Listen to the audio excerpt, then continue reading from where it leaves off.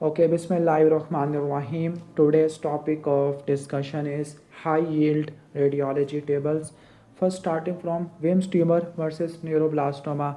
Whenever a pediatric population present with abdominal mass, the two differentials are Wilms tumor और neuroblastoma. तो इनका फ़र्क क्या होता है? विम्स ट्यूमर 2 से लेकर 5 साल में होता है, न्यूरोब्लास्टोमा 2 साल से कम वालों में होता है। विम्स ट्यूमर किडनी पैरेन्काइमा का ट्यूमर है, न्यूरोब्लास्टोमा एड्रीनल मेडुला का ट्यूमर है। इंपॉर्टेंट थिंग इज न्यूरोब्लास्टोमा में कैल्सिफिकेशन होती है और ये मिड लाइन को क्रॉस करता है, विम्स ट्यूमर नहीं करता। न्यूरोब्लास्टोमा वेसल्स को इनकेस करता है, विम्स ट्यूमर वेसल्स को इन्वेट करता है। न्यूरोब्लास्टोमा के साथ ऑप्सोक्लोनस मायोक्लोनस सिंड्रोम होता है, डांसिंग आइज डांसिंग फुट, जबकि विम्स ट्यूमर के साथ WAGR बैक विथ वीडमैन सिंड्रोम और डेनिस ड्रैश सिंड्रोम होते हैं और विम्स ट्यूमर का प्रोग्नोसिस अच्छा होता है। Next is Crohn's versus ulcerative. Crohn's में स्किप लीजन होती है, अल्सरेटिव में कंटिन्यूस होती है। क्रॉन्स में माउथ से लेकर एनस तक किसी जगह पे भी लीजन हो सकती है, टर्मिनल आइलिया में होती है ज़्यादातर। Ulcerative colitis always start from rectum. Crohn's में ट्रांसम्यूरल इन्फ्लेमेशन होती है, अल्सरेटिव में म्यूकोजा और सब म्यूकोजा की होती है।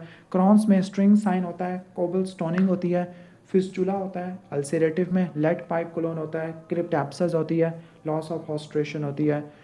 क्रॉन्स में स्ट्रक्चर बनता है, फिस्टुला बनता है, एब्सेस बनती है। अल्सरेटिव में टॉक्सिक मेगाकोलोन और कैंसर बनता है। रेक्टम इन्वॉल्व होता है अल्सरेटिव कोलाइटिस में।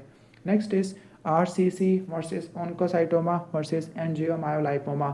तो RCC में इन्हांसिंग सॉलिड मैस होगा, ऑन्कोसाइटोमा में सेंट्रल स्कार होगा, एंजियोमायोलाइपोमा में फैट्स होगा। RCC रीनल वेन्स को इन्वेट करता है, RCC में हैमरेज होता है, RCC मलिग्रेंट होता है, RCC हाइपरवास्कुलर होता है, जबकि एंजियोमायोलाइपोमा ट्यूबरस स्क्लेरोसिस में होता है। रट्टा मारना steroid scar focal nodular hyperplasia में भी होता है। Next is liver benign tumours. तो 3 है, हिमेंजियोमा, फोकल नोडुलर हाइपरप्लेजिया और एडिनोमा। हिमेंजियोमा में क्या फाइंडिंग्स होती है? पेरिफेरल नोड्यूल्स होते हैं जो कि सेंट्रीपिटल फिल होते हैं। फोकल नोडुलर में होमोजीनस आर्टीरियल इन्हांसमेंट होती है। एडिनोमा में आर्टीरियल इन्हांसमेंट होती है, कोई स्कार नहीं होता। हिमेंजियोमा में स्कार नहीं होता, FNH में स्कार होता है। Next is risk of rupture adenoma में होता है, खास तौर पर OCP से, और ये एडिनोमा मलिग्नेंट भी हो सकता है। Next is epidural versus subdural. Epidural biconvex bilenticular opacity होती है, सबड्यूरल क्रीसेंट होती है। Epidural does not cross sutures, subdural sutures को क्रॉस करता है। एपिड्यूरल मिडल मेनिंजियल आर्टरी को डैमेज होने की वजह से होता है। सबड्यूरल में कॉर्टिकल ब्रिजिंग वेन इन्वॉल्व होती है। एपिड्यूरल में ल्यूसिड इंटरवल होता है, सबड्यूरल में ग्रेजुअल डिटोरिकेशन होती है। Next is osteosarcoma versus Ewing versus giant cell tumour. Osteosarcoma adolescent में होता है, एविंग बच्चों में होता है, जायंट सेल भी अडल्ट में होता है, 20 से लेकर 40 साल वालों में। ऑस्टियोसार्कोमा मेटाफाइसिस में होता है, एविंग सार्कोमा डायफिसिस में होता है, जायंट सेल वाला एपीफाइसिस में होता है। ऑस्टियोसार्कोमा में सनबर्स्ट अपीयरेंस कॉर्डवेंट ट्रायंगल होता है, एविंग में ऑनियन स्किन अपीयरेंस होती है, जबकि जाइंट्स में कोई पेरियोस्टियल रिएक्शन नहीं होता। ऑस्टियोसार्कोमा में ऑस्टियाइड मैट्रिक्स होता है, एविंग में स्मॉल राउंड ब्लू सेल्स होती है, जाइंट सेल में सो बबल अपीयरेंस होती है। जो जाइंट सेल है वो बिनाइन है लेकिन लोकली अग्रेसिव होता है। नेक्स्ट इज हाइड्रेटेड वर्सेस ओमाइबिक लीवर एब्सेस। हाइड्रेटेड is due to Echinococcus granulosus, amoebic is due to Entamoeba histolytica. हाइड्रेटेड में सिस्ट होती है विद डॉटर सिस्ट और वाटर लिली साइन, जबकि ओमाइबिक में सॉलिटरी राइट लोब में हाइपोइकोइक एब्सेस होती है। हाइड्रेटेड में थिक कैल्सिफिकेशन होती है, जबकि ओमाइबिक में कोई इंटरनल एकोज नहीं होते। हाइड्रेटेड क्लियर फ्लूइड होता है, स्कॉलिसिस होते हैं। ओमाइबिक में एनकोवी पेस्ट होता है। हाइड्रेटेड का ट्रीटमेंट एल्बेंडाजोल और पेयर थेरेपी, जबकि ओमाइबा के लिए metronidazole. Next is previa versus abruption. Previa में प्लेसेंटा लो लाइंग होता है, इंटरनल उसको कवर करता है। एब्रप्शन में प्री मेच्योर सेपरेशन होती है।